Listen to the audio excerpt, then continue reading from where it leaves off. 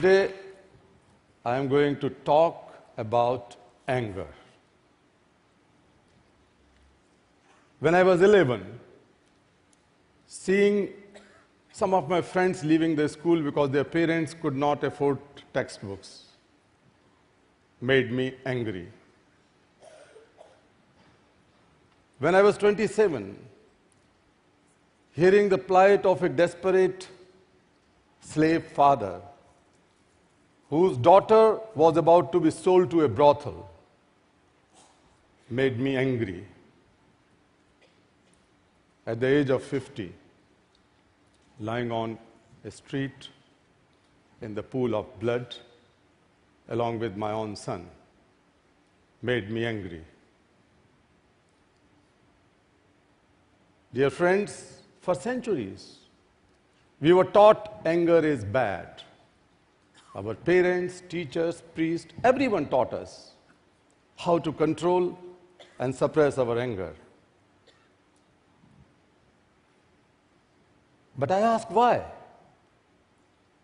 Why can't we convert our anger for a larger good of the society?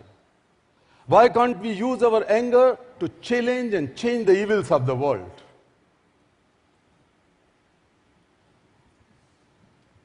That I tried to do. Friends, most of the brightest ideas came to my mind out of anger. Like when I was 35 and sat in a locked up tiny prison. The whole night I was angry. But it has given the birth of a new idea. But I will come to that later on. Let me begin with the story that how I got name for myself. I have been a big admirer of Mahatma Gandhi since my childhood. Gandhi has fought and led India's freedom movement. But more importantly, he has taught us how to treat the most vulnerable sections, the most deprived people, with dignity and respect. And so, when India was celebrating Mahatma Gandhi's birth centenary in 1969, and that time I was 15, an idea came to my mind. Why can't we celebrate it differently? I knew, and perhaps many of you might be knowing, that in India, a large number of people are born in the lowest segment of caste, and they are treated as untouchables. These are the people, forget about allowing them to go to the temples, they cannot even go into the houses and shops of high caste people. So I was very impressed with the leaders of my town who was speaking very high against caste system and untouchability and talking of Gandhian ideals. So inspired by that, I thought that let us set an example inviting these people to eat food cooked and served by the untouchable community. I went to some low-caste, so-called untouchable people, tried to convince them, but it was unthinkable for them. They told me, no, it's not possible, it never happened. I said, look at these leaders, they are so great. They are against untouchability, they will come. If nobody comes, we can set an example. These people thought that I am too naive. But finally, they were convinced. My friends and I took our bicycles and invited political leaders. And I was so thrilled, rather empowered, to see that each one of them agreed to come. I thought, great idea, we can set an example, we can bring about change in the society. The day has come. All these untouchables, 3 women and 2 men. They agreed to come. I could recall that they had used best of their clothes. They brought new utensils. Rather, they have taken bath hundreds of times because it was unthinkable for them to do. It was the moment of change. They gathered, food was cooked. It was 7 o'clock. By 8 o'clock, we kept on waiting because it's not very uncommon that the leaders become late for an hour or so. So after 8 o'clock, we took our bicycles and went to these leaders' homes just to remind them. One of the leaders' wives told me, sorry, he is having some headache. Perhaps he cannot come. I went to another leader and his wife told, okay, you go. He will definitely join. So I thought that the dinner will take place, though not at that large scale. I went back to the venue, which was a newly built Mahatma Gandhi's park. It was 10 o'clock. None of the leaders showed up. That made me angry. I was standing, leaning against Mahatma Gandhi's statue. I was emotionally drained, rather exhausted. Then sat down where the food was lying. I kept my emotions hold, but then, when I took the first bite, I broke down in tears. And suddenly I felt a hand on my shoulder. And it was the healing motherly touch of an untouchable woman. And she told me, Kailash, why are you crying? You have done your bit. You have eaten the food cooked by untouchable, which has never happened in our memory. She said, you won today. And my friends, she was right. I came back home little after midnight, shocked to see that several high-caste elderly people were sitting in my courtyard. I saw my mother and elderly women were crying, and they were pleading to these elderly people because they have threatened to outcast my whole family. And you know, outcasting the family is the biggest social punishment one can think of.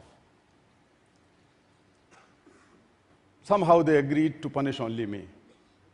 And the punishment was the purification. That means I had to go 600 miles away from my hometown to River Ganges to take a holy dip. And after that, I should organize a feast for priests, 101 priests, wash their feet, and drink that water. It was total nonsense. And I refused to accept that punishment. However, they punished me. I was barred from entering into my own kitchen and my own dining room. My utensils were separated. But the night when I was angry, they wanted to outcast me. But I decided to outcast the entire caste system.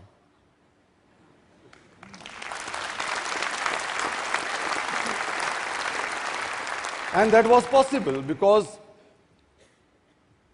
the beginning could have been to change the family name or surname, because in India, most of the family names are caste names. So I decided to drop my name. And then, later on, I gave a new name to myself, Satyarthi. That means seeker of truth.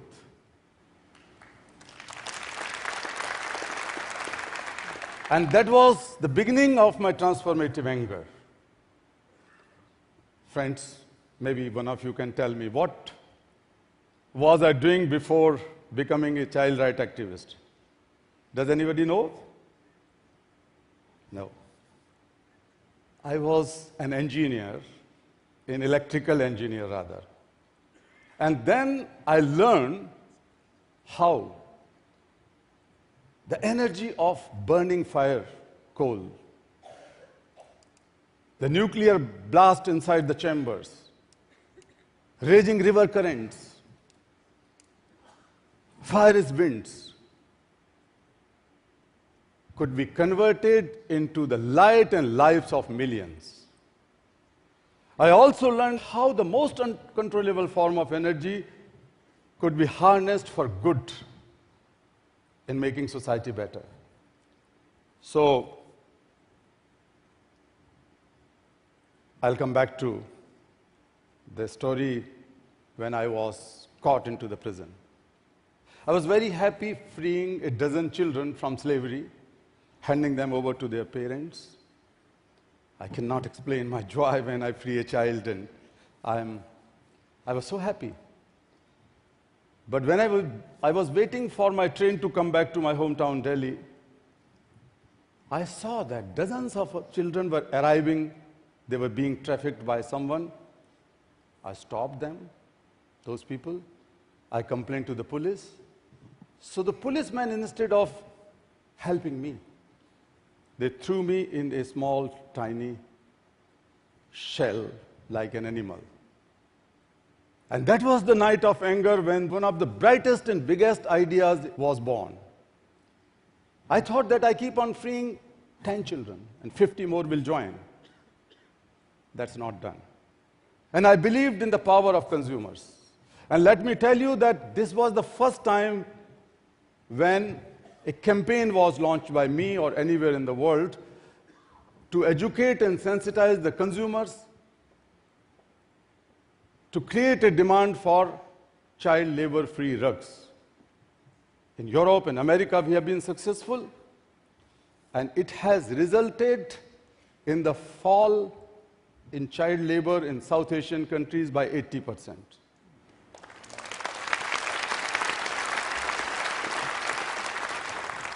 Not only that, but this first ever consumers' power or consumers' campaign has grown in other countries and other industries. May it be chocolate, may it be apparels, may it be shoes, it has gone beyond.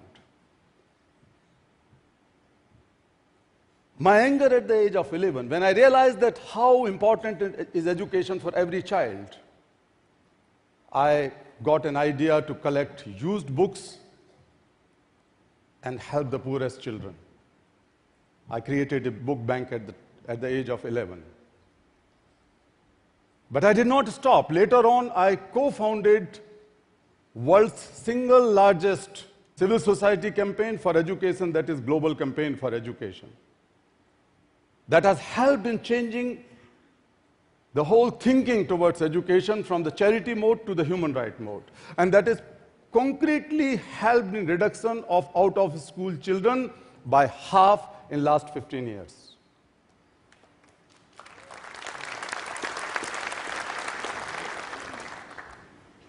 My anger at the age of 27 to free that girl who was about to be sold to a brothel has given me an idea to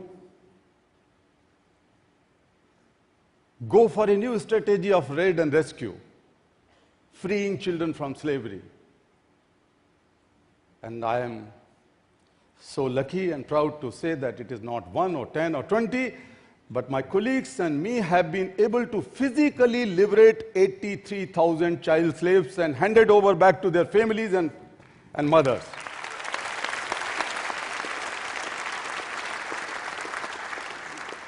I knew that we need global policies. We organized the worldwide marches against child labor, and that has also resulted in a new international convention to protect the children who are in worst forms. And the concrete result was that the number of child laborers globally has gone down by 1/3 in last 15 years. So, in each case, It was anger. It began from anger, turned into idea and action. So anger, what next? Idea and anger, idea, action, which I tried to do. Anger is a power, anger is an energy, and the law of nature is that energy can never be created and never be vanished, can never be destroyed. So why can't the energy of anger would be translated or could be translated and harnessed to create a better and beautiful world, more just and equitable world? Anger is within each one of you. And I will say a secret in a few seconds, that if we are confined in the narrow shells of egos and the circles of selfishness, then the anger turned out to be hatred, violence, revenge, destruction. But if we are able to break these circles, then the same anger could turn into a great power. We can break these circles by using our inherent compassion and connect with the world through the compassion to make this world better. The same anger could be transformed into it. So, dear friends, sisters and brothers, again, as a Nobel laureate, I'm urging you to become angry. I'm urging you to become angry. And the angriest among us is the one who can transform his anger into idea and action. Thank you so much. Thank you.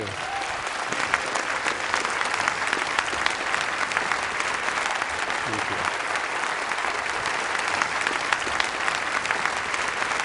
Please stay on stage for a second. I have one question for you. For many years, you've been an inspiration to others. Who or what inspires you and why? Good question. Chris, let me tell you, and that is the truth.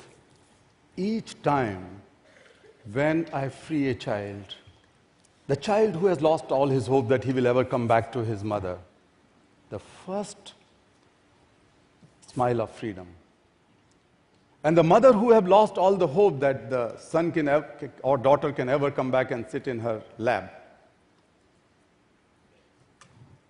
becomes so emotional, and the first tear of joy rolls down on her cheek.